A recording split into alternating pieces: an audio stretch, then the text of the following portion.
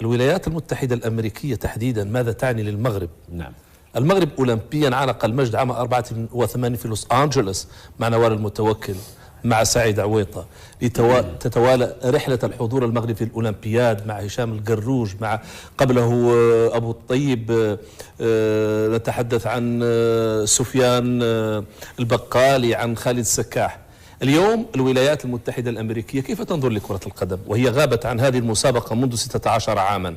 هي منظومة بأن تواصل الولايات المتحدة الأمريكية الهيمنة على سلم الميداليات، الدولة التي كتبت التاريخ من خلال 1000 ميدالية ذهبية وأكثر، وتطمح لما هو أكثر. دعونا نتحدث عن المنتخب الأمريكي وكيف ينظر له الإعلام المغربي. المنتخب الأمريكي تاريخيا مستواه عبر كل الفئات مستوى غير قار، لا يتأثر بالهزيمة ولا يهلل الانتصار. هناك فلسفة في منظومة الأداء الأمريكي، وبالتالي